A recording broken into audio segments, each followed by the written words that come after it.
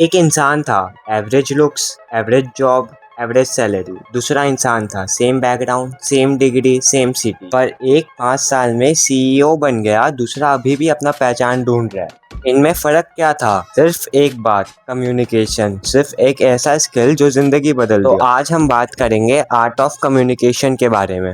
Communication एक art है जिसमें word, body language, timing, emotions सब मिलते हैं। और जो ये आर्ट सीख लेते हैं वो हर जगह जीतते ही हैं, चाहे वो ऑफिस हो, घर हो, रिलेशनशिप हो या फिर बिजनेस हो। तो शुरू करते हैं आर्ट ऑफ कम्युनिकेशन का पूरा ब्रेकडाउन। तो इस वीडियो को मैं पूरा 7 पार्ट्स में डिवाइड किया हूँ।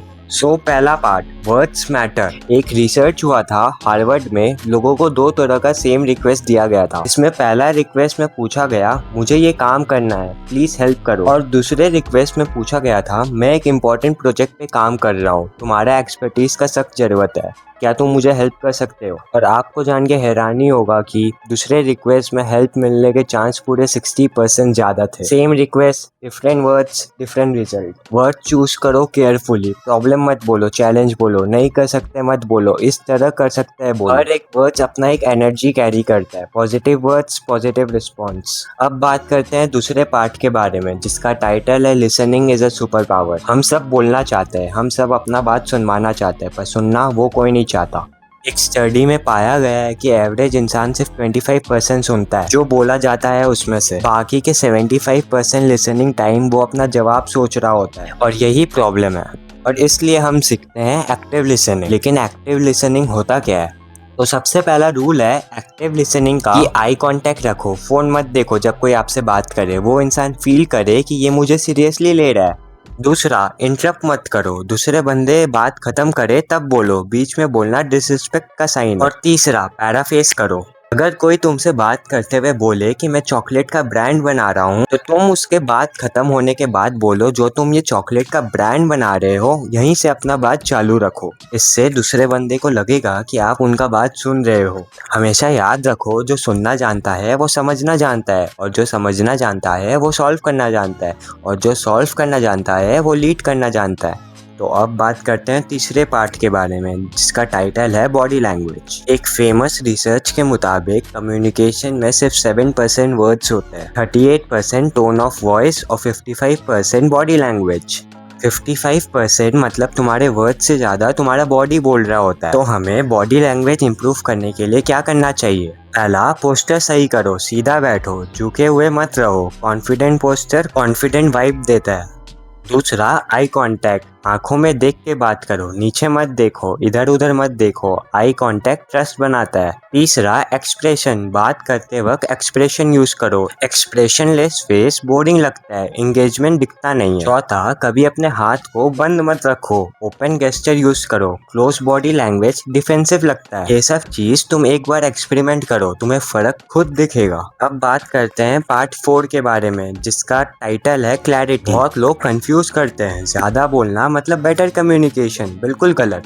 स्टीव जॉब्स का एग्जांपल लो, आईपॉड लॉन्च हुआ और उन्होंने सिर्फ ये कहा, 1000 सॉन्ग्स इन योर पॉकेट, और ये 5 वर्ड ने पूरे प्रोडक्ट को एक्सप्लेन कर दिया। क्लैरिटी का मतलब सिंपल वर्ड में कॉम्प्लेक्स आइडिया एक्सप्लेन करना। जब भी कुछ एक्सप्लेन करो तो सोचो, क्या मैं ये और सिंपल तरीके से एक्सप्लेन कर सकता हूँ? अगर कर सकते हो तो ये स्किल पे और वर्क करो। अब बात करते हैं पार्ट 5 के बारे में, जिसका टाइटल है इमोशनल इंटेलिजेंस। ये कम्युनिकेशन का सीक्रेट वेपन है। इसका सिंपल मतलब होता है अपना इमोशन समझाना और दूसरे का इमोशन समझना और उसके अकॉर्डिंगली रिस्पॉन्ड करना। फॉर एग्जाम्पल, तुम्हारा कलीग बहुत स्ट्रेस है, तुम जाके कहो ये रिपोर्ट गलत है, दोबारा करो, वो और स्ट्रेस हो जाएगा, काम नहीं होगा उससे। पर अगर तुम जाकर उससे पहले कहो, दिख रहा है तुम बहुत स्ट्रेस हो, क्या मैं तुम्हारा कुछ हेल्प कर सकता हूँ, और तब रिपोर्ट का बात करो, देखना रिजल्ट एकदम अलग होगा। इसलिए हर ग्रेट कम्युनिकेटर के पास इमोशनल इंटेलिजेंस बहुत अच्छा होता है। तो अब बात करते हैं पार्ट 6 स्टोरी टेलिंग के बारे में।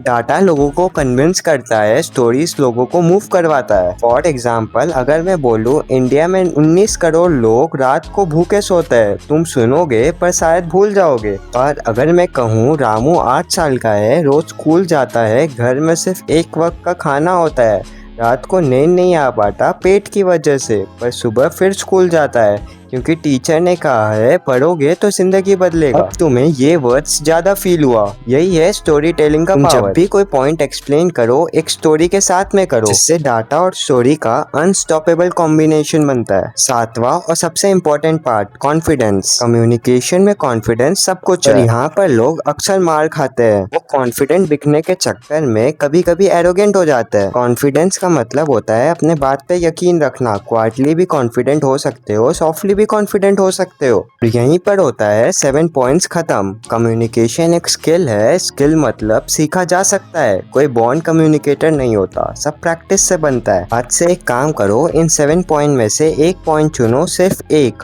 और आज से ही प्रैक्टिस शुरू करो। और फिर तुम देखना आफ्टर 1 मंथ तुम्हारा ऑटोमेटिकली कम्युनिकेशन कितना इम्प्रूव हो जाएगा। सो अगर तुम्हें ये वीडियो मेरा पसंद आया तो इस वीडियो को लाइक करना, सब्सक्राइब करना और बेल आइकन को जरूर दबाना। तब तक के लिए bye bye, tata, see you.